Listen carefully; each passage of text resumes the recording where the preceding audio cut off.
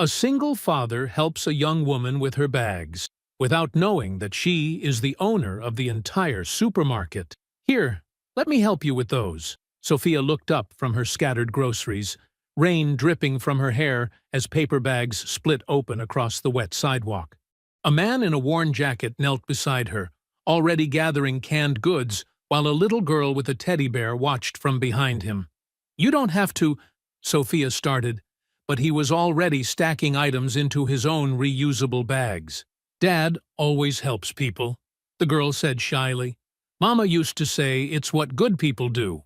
Marcus glanced at his daughter Lily, then back at the woman struggling with her torn bags. "Lily's right. Besides, looks like you could use an extra hand." Sophia studied this stranger who'd stopped his own shopping to help her. His clothes were clean but faded, his hands rough from work, and his smile genuine in a way she rarely encountered. "Thank you. I'm not sure how I'm going to get all this to my car." "Where are you parked?" Marcus asked, shouldering the heavier bags without waiting for permission. "Just around the corner. But really, I can manage." "Nonsense." He nodded toward Lily. "Come on, sweetheart. Let's help the nice lady." Lily stepped forward and offered her teddy bear to Sophia. "Mr. Bear always makes me feel better when things go wrong." Sophia felt something unexpected tighten in her chest. When was the last time someone had shown her kindness without wanting something in return? She accepted the small bear, noting how the child's face lit up at the gesture. "Thank you, both of you. This is very kind." They walked together through the rain, Marcus carrying most of her groceries, while Lily chattered about her teddy bear's adventures. Sophia found herself listening to this 8-year-old's stories with more interest than she'd shown in most business meetings lately. "Here's my car," Sophia said, stopping beside a sleek sedan that looked out of place in the grocery store parking lot. Marcus loaded her bags into the trunk, refusing her attempts to take them back. "There you go. All set." Sophia pulled out her wallet. "Please, let me pay you something, or buy you dinner, or—" "No need." Marcus shook his head firmly. "Just pass it forward sometime." "Pass it forward?" "Help someone else when they need it. That's payment enough." Lily tugged on her father's sleeve. "Dad, we should get our own groceries before the store closes." "You're right." Marcus looked back at Sophia. "You sure you're okay getting home?" "Yes, I'm fine." "But how can I thank you?" "Like I said, just help someone else." He paused, then added with a slight smile, "I'm Marcus, by the way. I run Thompson's Corner Market a few blocks from here, if you're ever in the neighborhood." "Thompson's Corner Market," Sophia repeated, filing the name away. "I'll remember that." They said their goodbyes, and Sophia watched them disappear into Peterson's supermarket. She sat in her car for several minutes, Mr. Bear still in her hands, thinking about the simple kindness she'd just experienced. Her phone buzzed with a text from her assistant. "Board meeting moved to 9 a.m. tomorrow. Documents ready for signature." The documents. Sophia's stomach dropped as reality crashed back. Tomorrow morning, she would sign papers that would shut down dozens of small grocery stores across Portland, including one called Thompson's Corner Market. She stared at the supermarket entrance where Marcus and Lily had vanished. The man who'd just helped her, who'd shown her more genuine kindness than she'd experienced in months, owned the very store her company planned to eliminate. Sophia started her car, but didn't drive away immediately. Instead, she pulled up her phone and searched for Thompson's Corner Market. The listing showed a small, family-owned store with decent reviews and mentions of community involvement. One review caught her attention. "Marcus is the heart of this neighborhood. When my husband was sick, he delivered groceries to us for free. This place is more than a store. It's family." Family.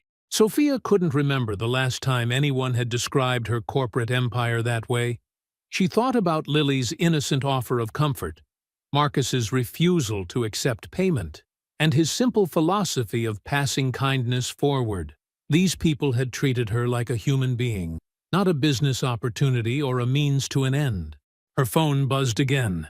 Another message about the morning meeting, about expansion plans and profit margins. Sophia closed her eyes, feeling the weight of competing worlds pressing down on her. When she opened them, she'd made a decision that would change everything.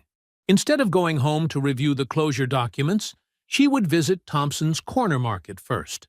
She needed to understand what she was about to destroy.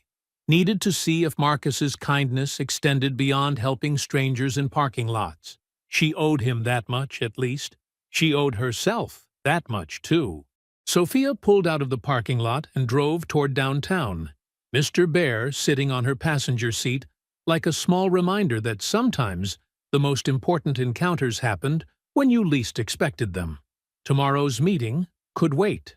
Tonight, she had a corner store to visit and a decision to make that would affect more than just profit margins. It would determine what kind of person she wanted to be. Sophia stood outside Thompson's Corner Market the next morning, her hands shaking slightly as she pushed open the glass door. A bell chimed overhead, and she found herself in a world completely different from the sterile corporate spaces she knew. "Sophia?" Marcus looked up from behind the counter, surprise evident in his voice. "What brings you here?" "I was in the neighborhood," she lied, glancing around at the warm, cluttered space. Local artwork hung on the walls, and a small play area in the corner held children's books and toys. "You mentioned your store yesterday, so I thought I'd stop by." "Dad, it's the nice lady." Lily emerged from behind a display of cereal boxes, still holding her teddy bear. "Did you come to shop?" "Actually," Sophia heard herself saying, "I was wondering if you might need any help around here. I'm between jobs right now, and I have some time on my hands." Marcus raised an eyebrow. "You want to work here?" "Just volunteer, really. I could use something to do, and you seem like you could use an extra pair of hands." Phooey, it wasn't entirely untrue. Sophia did need something to do, something real, something that mattered more than board meetings and profit reports. And Marcus did look like he could use help. She noticed the tired lines around his eyes, the way he moved between tasks with practiced efficiency born of necessity.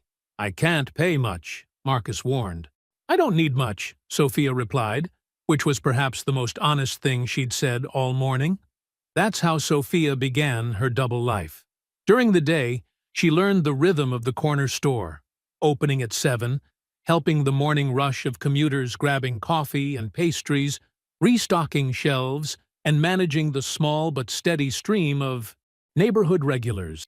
Mrs. Chen came in every Tuesday for her weekly groceries, always asking about Lily's schoolwork. Tommy Rodriguez stopped by after school for candy, but Marcus made sure he also grabbed an apple. The Hendersons, an elderly couple from down the street, relied on the store's delivery service that Marcus provided free of charge to customers who couldn't make it in. "Your dad is really good at this," Sophia told Lily one afternoon, as they watched Marcus help an elderly man reach items from high shelves. "Mama used to say he has a big heart," Lily replied, coloring at the small table Marcus had set up for her homework corner. "She said that's why people like coming here." Sophia learned about Sarah, Marcus's wife, through these casual mentions. She'd been the one to start the community bulletin board, the food drive collection box, and the informal lending library in the corner. Marcus kept all these programs running, even though they didn't make money. She had all these ideas for making the store part of the community, Marcus explained one evening as they closed up together. "I try to keep them going, you know, for her, but also for Lily. I want her to understand what her mom was like." These conversations usually happened after closing time, when the store grew quiet and Sophia found herself reluctant to leave. Marcus would talk about his struggles with single parenthood, his fears about failing as both a father and a business owner, while Sophia shared carefully edited stories about feeling lost and searching for purpose. "What did you do before this?" Marcus asked one night as they restocked the produce section. "Corporate stuff," Sophia answered vaguely.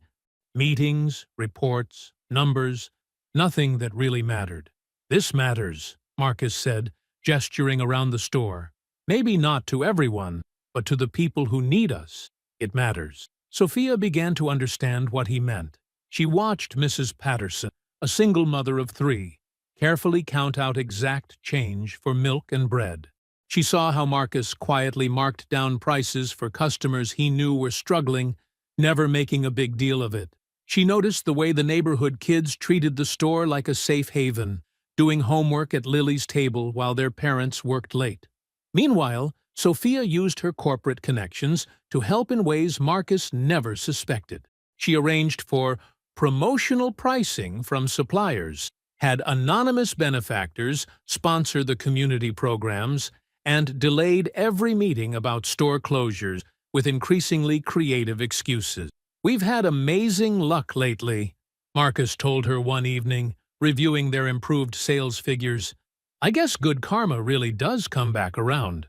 Sophia smiled and nodded, guilt twisting in her stomach, alongside growing affection for this man who attributed business success to cosmic justice rather than corporate manipulation. The guilt intensified when Lily started calling her Miss Sophia and saving special drawings for her. When Marcus began inviting her to family dinners in the small apartment above the store. When she realized she looked forward to these simple evenings more than any social event in her previous life. The moment that changed everything happened on a quiet Thursday night. They were alone in the store, checking inventory, when Marcus suddenly stopped counting and looked at her. "What?" Sophia asked, suddenly self-conscious. "I keep thinking about that night in the rain," he said. "How you ended up here, helping us. It feels like fate or something." "Maybe it was," Sophia whispered, meaning it more than he could know. He stepped closer, and Sophia's heart hammered against her ribs. She knew she should pull away, should confess everything before this went any further. Instead, she found herself moving toward him.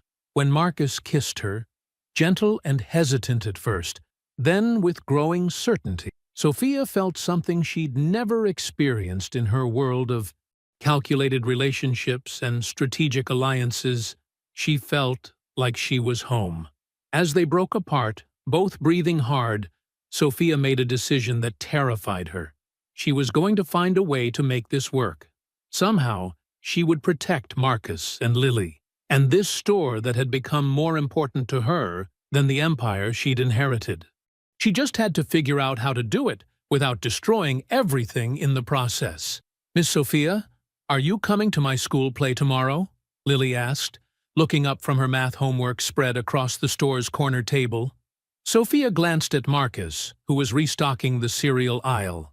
They'd been together for 3 weeks now, and these domestic moments felt more natural than any corporate boardroom she'd ever occupied. "I wouldn't miss it," Sophia said, helping Lily with a particularly tricky division problem. "What's your costume like?" "I'm a butterfly.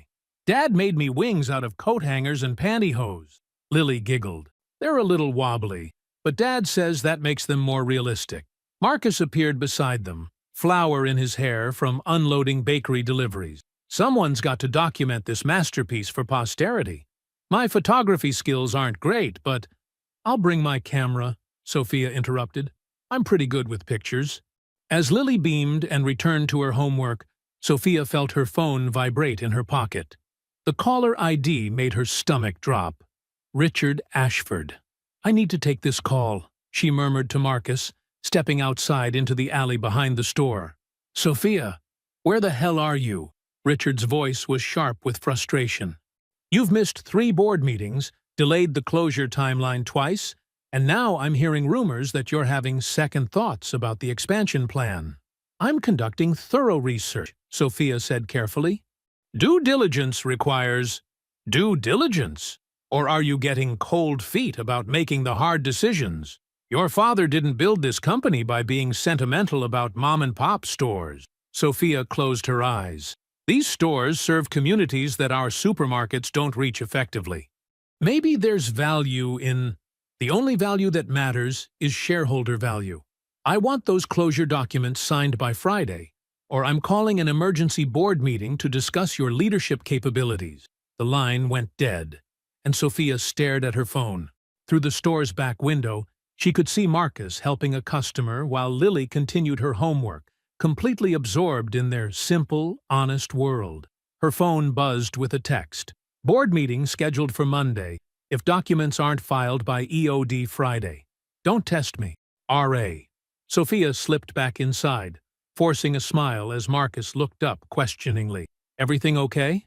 Just work stuff, she lied, hating how easily deception came now. That evening, after closing the store, Marcus cooked dinner in his small apartment upstairs. Sophia had fallen into the routine of staying for these family meals, helping Lily with homework, while Marcus prepared simple but hearty food. "Miss Sophia, will you braid my hair for the play tomorrow?" Lily asked over spaghetti and meatballs. "Of course, sweetheart." Marcus reached across the table and squeezed Sophia's hand. "You know, I keep waiting for the other shoe to drop. Things have been going so well lately.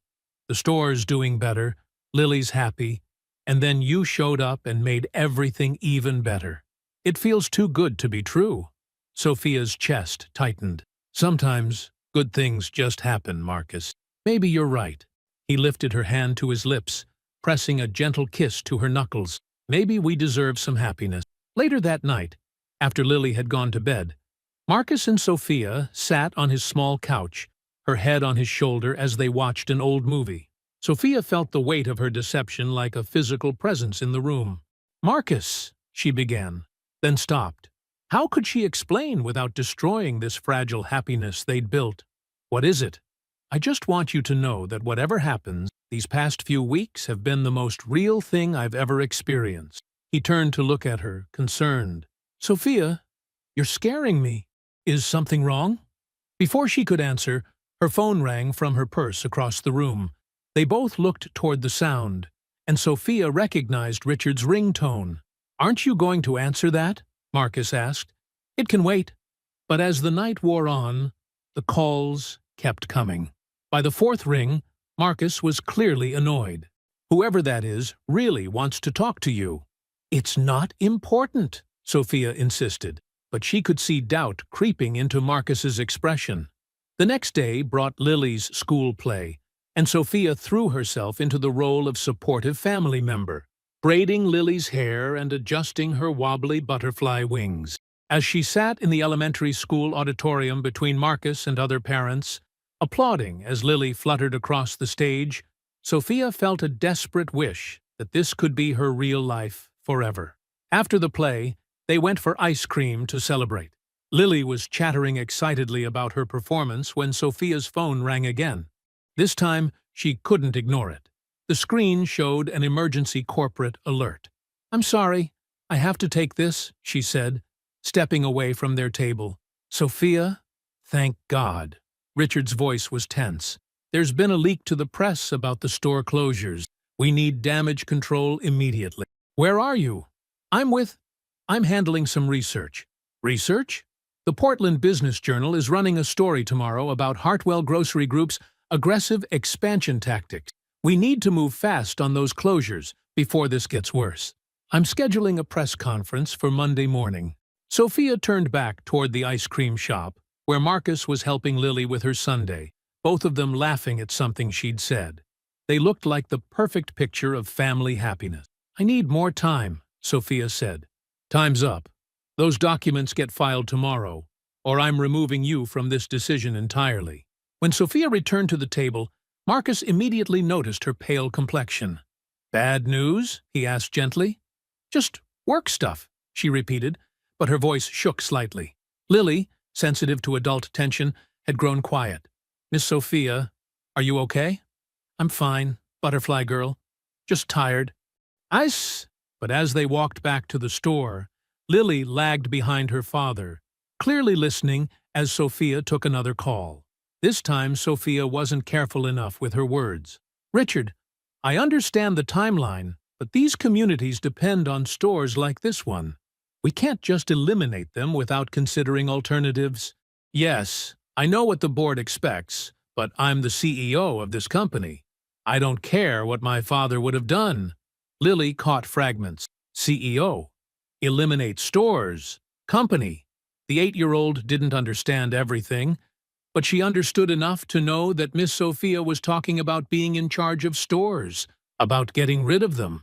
That night, after Sophia had gone home to her penthouse, Lily approached her father. "Dad, I think Miss Sophia might be hiding something.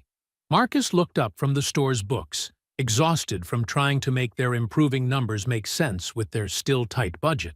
What do you mean, sweetheart? She was talking on the phone about being the boss of stores, about eliminating them. She said she was the CEO of a company. Marcus frowned. Lily, you might have misunderstood. No, Dad. She said it. She was talking about getting rid of stores like ours. A cold feeling settled in Marcus's stomach. Are you sure that's what you heard? Lily nodded solemnly. I think Miss Sophia might not be who she says she is. That night, Marcus couldn't sleep. He kept telling himself that Lily had misunderstood, that there was a reasonable explanation. But something nagged at him, some detail he'd overlooked. Finally, at 3 in the morning, he got up and opened his laptop. He typed Sophia CEO Portland Grocery into the search engine, not really expecting to find anything. The first result made his blood run cold. Sophia Hartwell, named CEO of Hartwell Grocery Group. The accompanying photo showed Sophia in a business suit, looking polished and powerful, and unmistakably the woman he'd fallen in love with. Marcus read the article with growing horror. Hartwell Grocery Group owned Peterson's Supermarket and dozens of others. The company was known for aggressive expansion tactics and eliminating smaller competitors. His Sophia, the woman who'd volunteered in his store, who'd braided his daughter's hair, who'd kissed him like she meant it, was the CEO of the corporation that wanted to destroy everything he'd worked for. Marcus closed the laptop and stared at the wall, feeling like the biggest fool in the world. Every kind gesture, every moment of seeming intimacy, every improvement in his store's fortunes, it had all been a lie. The woman he'd trusted with his heart and his daughter's affections was the enemy he'd never seen coming. You lied to me. Marcus's voice was deadly quiet when Sophia arrived at the store the next morning, finding him waiting behind the counter with his laptop open. Sophia's heart stopped. On the screen was her corporate headshot from the Hartwell Grocery Group website. Marcus, I can explain? Can you? He turned the laptop toward her, and Sophia saw her own face staring back. Polished, professional, nothing like the casual woman who'd been stocking shelves and helping with homework. CEO Sophia Hartwell, the woman who's been planning to shut down my store while pretending to care about my family. It's not like that. Then what is it like? Marcus's control cracked, his voice rising. Did you think this was funny? Come play house with the poor single dad while you plan to destroy his livelihood? No! Sophia stepped forward, but Marcus backed away. Marcus, please, listen. Yes, I'm Sophia Hartwell, but everything else was real. My feelings for you, for Lily. Your feelings? Marcus laughed bitterly. You mean your guilt? Or was it just entertainment? Rich girls slumming it with the little people? That's not fair. Fair? Marcus slammed the laptop shut. You want to talk about fair? I trusted you with my daughter. I let you into our lives, into our home. I fell in love with you, and the whole time you were lying to my face. Sophia felt tears streaming down her cheeks. I never meant for it to happen this way. I came here to understand what we were planning to close, but then I met you and Lily, and everything changed. Nothing changed. You're still the CEO of the company that wants to eliminate stores like mine. You're still the person who's been manipulating our sales figures and playing puppet master with our lives. Sophia's face went white. How did you? The anonymous donations? The supplier discounts? The coincidental good luck? Marcus shook his head in disgust. I should have known. Nothing that good happens without a catch. I was trying to help. You were trying to ease your conscience while you planned to stab us in the back. The bell chimed as the door opened, and Mrs. Chen walked in for her weekly shopping. She took one look at their faces and quickly retreated. Marcus ran his hands through his hair. God, I'm such an idiot. My wife dies, I'm barely keeping this place afloat, and I fall for the first woman who shows me attention. Except it wasn't even real attention, was it? It was research. Marcus, that's not— Where's Lily? He interrupted. She's at school. Good, because you're going to leave now, and you're never going to come back. I don't want my daughter to see what kind of person she's been looking up to. Sophia felt something break inside her chest. Please, let me explain to her. Explain what? That the woman she's been calling a second mother is actually the person who's going to take away everything we have? That every bedtime story you read her was part of some corporate strategy? She deserves to know. She deserves to be protected from people like you. Marcus's voice was flat now, all emotion drained out. Get out, Sophia. Take your guilt and your charity and your lies and get out of our lives. Sophia stood there for a moment, desperate to find words that could bridge the chasm that had opened between them. But Marcus had turned away, his shoulders rigid with pain and betrayal. I love you, she whispered. No, you don't, he replied without turning around. People who love each other don't build relationships on lies. Sophia left the store feeling like she was walking through water. Everything felt distant and unreal. The familiar neighborhood streets, the morning commuters, the life she'd briefly imagined could be hers. The next few days passed in a blur of corporate meetings and damage control. Richard Ashford seized on Sophia's distraction, pushing through aggressive timelines for the store closures and questioning her judgment in board meetings. Your emotional compromise is affecting your decision-making, he told her after a particularly tense meeting. Perhaps it's time to consider whether you're ready for this level of responsibility. Sophia barely heard him. She went through the motions of her executive duties while part of her remained in that corner store, watching Marcus's face crumble as he realized the depth of her deception. Meanwhile, Marcus threw himself into work with desperate intensity. He opened earlier, stayed later, and pushed himself until exhaustion was the only thing that could quiet the voices in his head. But without Sophia's secret assistance, the store's finances quickly returned to their previous precarious state. Worse than the financial pressure was Lily's confusion and sadness. Where's Miss Sophia? She asked every day after school. Why doesn't she come anymore? She had to go back to her old job, Marcus answered, hating how the half-truth tasted in his mouth. But she promised she'd help me with my science project. She promised she'd teach me to make those cookies.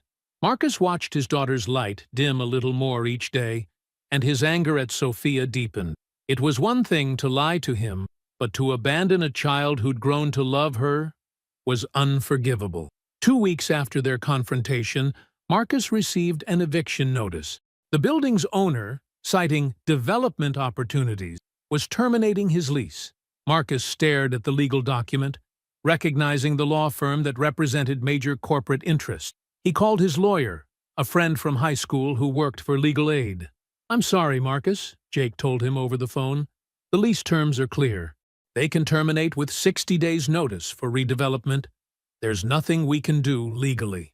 This is about Hartwell Grocery Group, isn't it? Jake was quiet for a moment.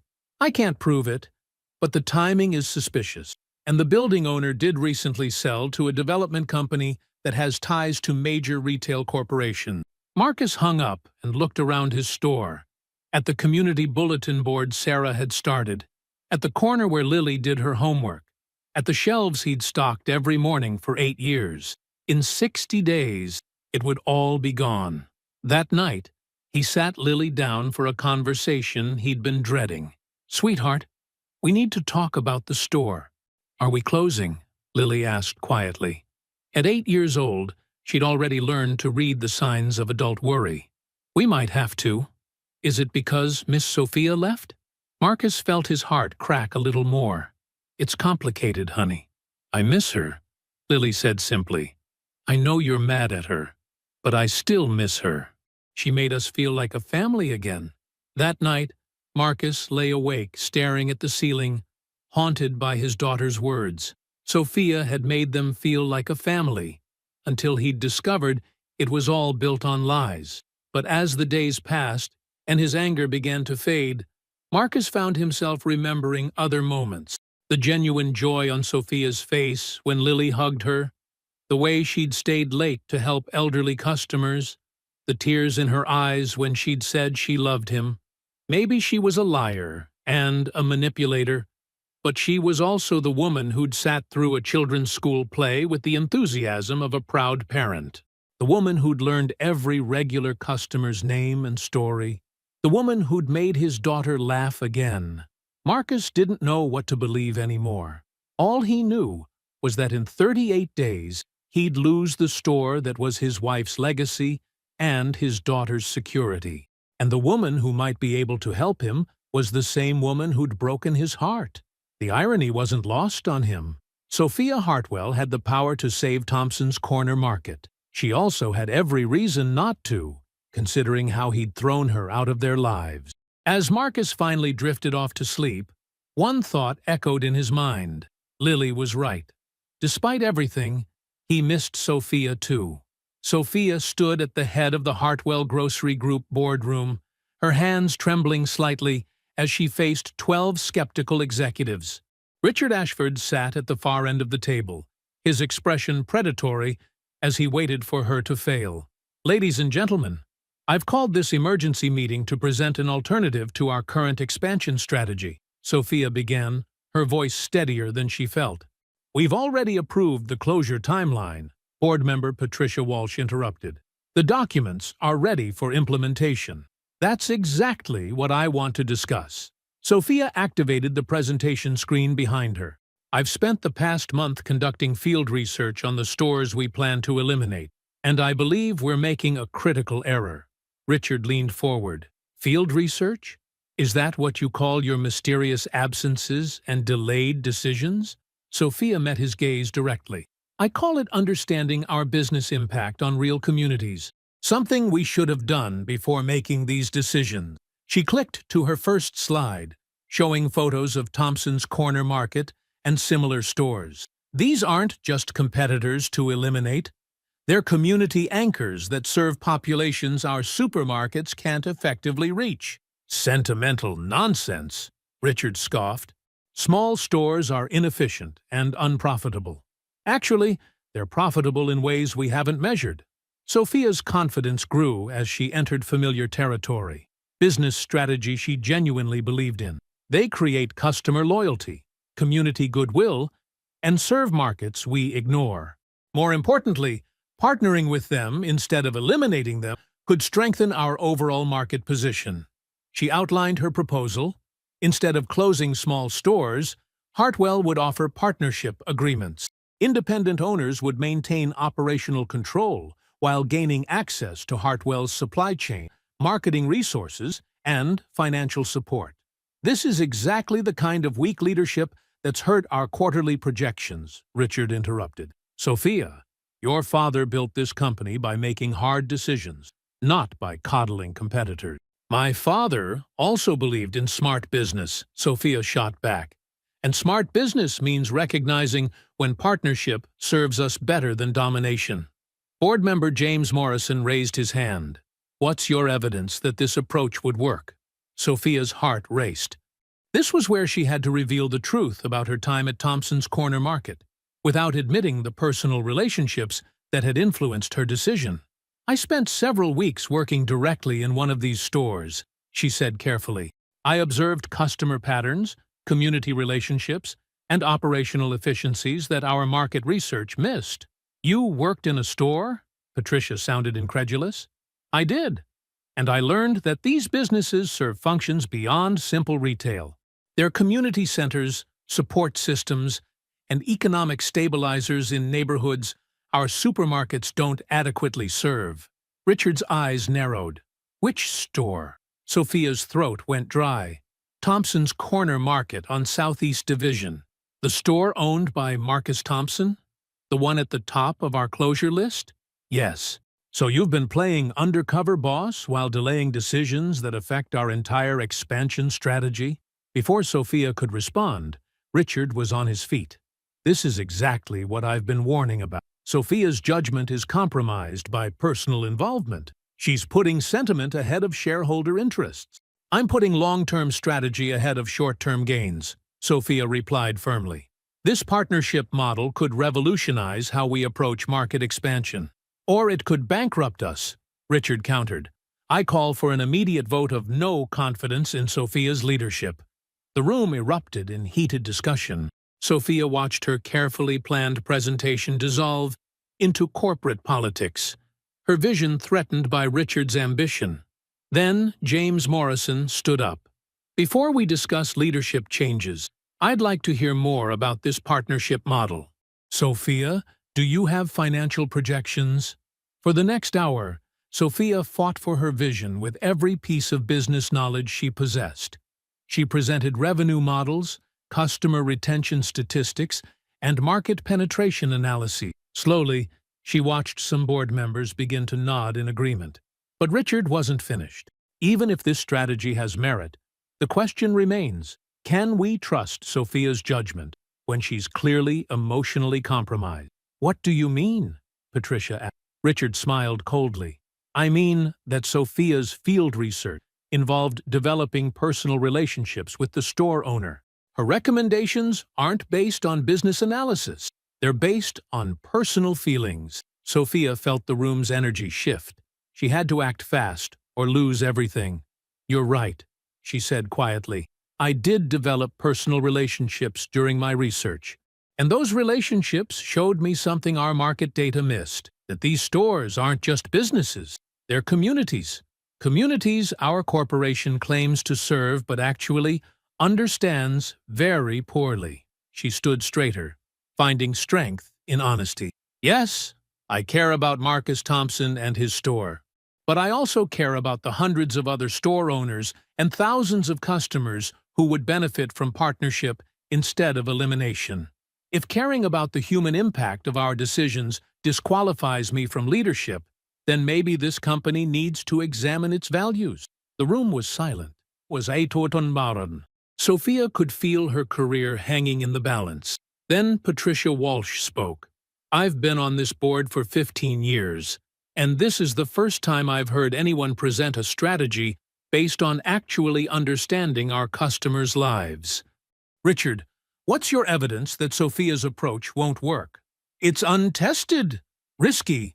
So was every innovation that built this company, James added. I move to table the closure proceedings and approve a pilot program for Sophia's partnership model. I second, Patricia said immediately. Richard's face went white. You're making a mistake. This sentimentality will destroy everything we've built. No, Richard, Sophia said quietly. Sentimentality would be maintaining failed strategies because they're familiar. This is smart business. The vote was closer than Sophia hoped, but decisive enough. 7 board members supported the pilot program, 4 sided with Richard, and 1 abstained. As the meeting ended and board members filed out, Richard approached Sophia with barely contained fury. This isn't over, he said quietly. 1 quarter of poor performance, and they'll come looking for someone to blame. Then I better make sure we don't have poor performance, Sophia replied. But as Richard left, Sophia realized her victory was incomplete. She'd saved the partnership program and probably her job, but she'd lost something more important. The man she loved was preparing to close his store in 3 weeks, and she had no idea if he'd even listen to her proposal or if she deserved another chance to explain. That evening, Sophia sat in her penthouse office, staring at the partnership agreement that could save Thompson's corner market. All she had to do was present it to Marcus. The problem was, he'd told her never to come back, but Lily deserved to keep her home and her father's legacy. Marcus deserved to see his wife's dreams continue. And maybe, if Sophia was very lucky and very honest, they deserved a chance to build something real together. She grabbed her keys and headed for the door. It was time to risk everything on the truth. 2 years later, Sophia stood behind the counter of Thompson's Corner Market, watching Marcus teach a group of visiting business students about community-centered retail. The store bustled with its usual mix of neighborhood regulars and curious visitors who'd heard about the Hartwell partnership model that was now being studied by business schools across the country. The key isn't just the financial support, Marcus was explaining to the students. It's maintaining the personal relationships that make a store part of the community's fabric. Mrs. Chen waved from the produce section, where she was selecting vegetables while chatting with two other customers about their grandchildren. The bulletin board Sarah had started years ago was now digital, but it still served the same purpose, connecting neighbors and building community. "Miss Sophia!" 10-year-old Lily burst through the front door, her school backpack bouncing as she ran toward the counter. "Did you see? We got featured in the Portland Business Journal again." Sophia laughed, catching Lily in a hug. "I saw it this morning. Thompson's Corner Market, the store that changed corporate America. Pretty impressive. Dad says we're famous now, but we still have to do our homework." "Your dad is very wise," Sophia said, ruffling Lily's hair. The little girl had grown taller and more confident over the past 2 years, but she still kept her old teddy bear on the shelf behind the counter. Marcus finished with the students and joined them, slipping his arm around Sophia's waist with the casual intimacy of long partnership. "How did the board call go?" he asked quietly. "Excellent. We're expanding the partnership program to 3 more states next quarter. 27 new stores joining the network."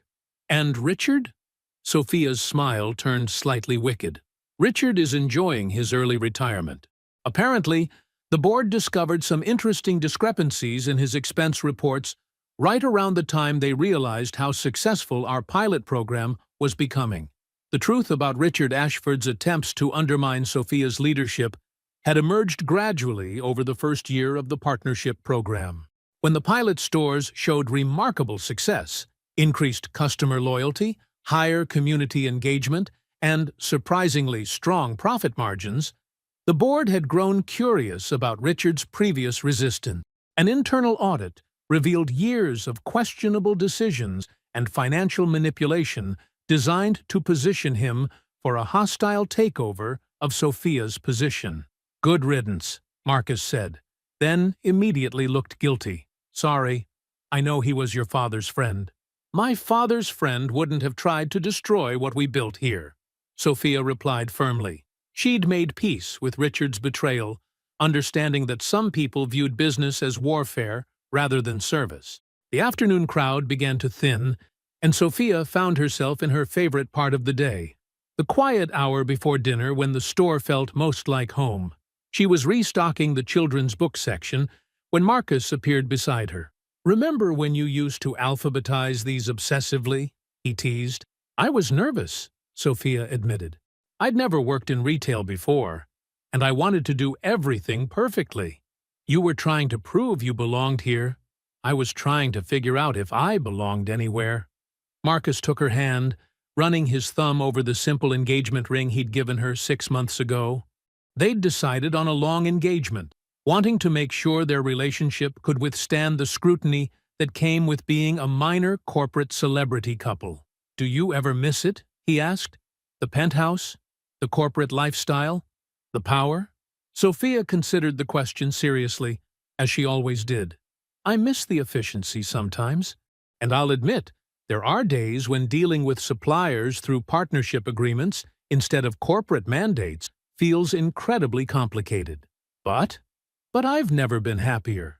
She gestured around the store, where community photos covered one wall and local artwork decorated another. "This is real, Mark. What we've built here, what we're building together, it matters in ways that quarterly reports never did." The bell above the door chimed, and they looked up to see a familiar figure entering. James Morrison, the board member who'd supported Sophia's partnership proposal, had become a regular visitor to the store during his trips to Portland. "James," Sophia smiled, "how was the meeting with the Seattle stores?" "Productive. 3 more independents want to join the partnership program, and the mayor's office is interested in discussing how we might expand the model to other retail sectors." Marcus shook James's hand. "Any word on the documentary?"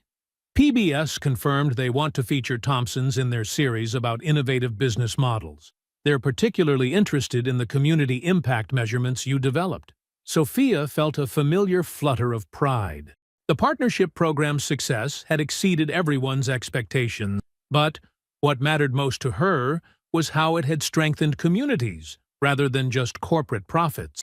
As James left with his usual order, coffee and a pastry for his evening train ride, Sophia noticed Lily setting up for homework at her corner table. Some things, thankfully, never changed. "Lily," Marcus called, "don't forget you have piano practice at 6. "I know, Dad. Miss Sophia, can you help me with my math first?" "Of course, butterfly girl." Sophia settled beside Lily, helping with fractions while Marcus finished the day's bookkeeping. This routine, homework, dinner preparation, the comfortable rhythm of family life, had become precious to Sophia in ways she'd never anticipated.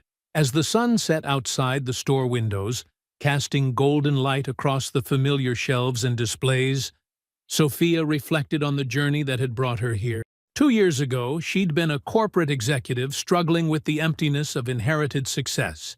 Today, she was a partner in both business and life, building something that honored the past while creating a sustainable future. "Miss Sophia?" Lily looked up from her math worksheet.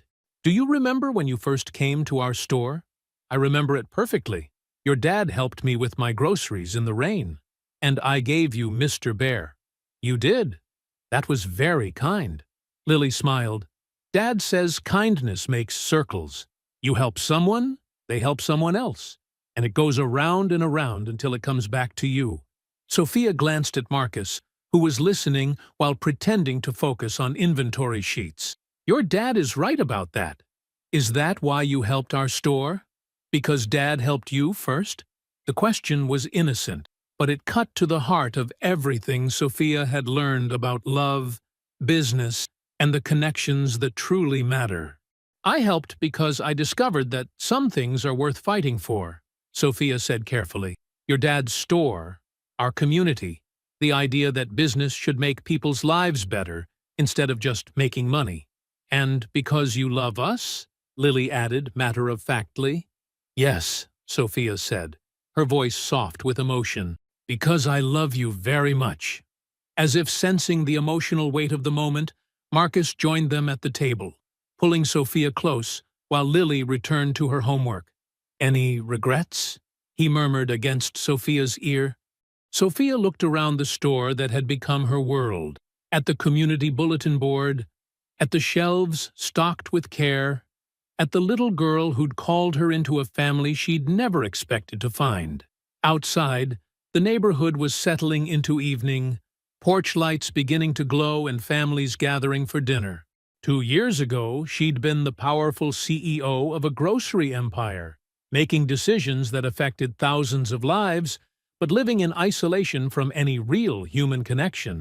Today, she was Sophia Thompson. She'd taken Marcus's name when they married 6 months ago, partner in a small store that served 300 families, and proved that business could be a force for community building rather than community destruction.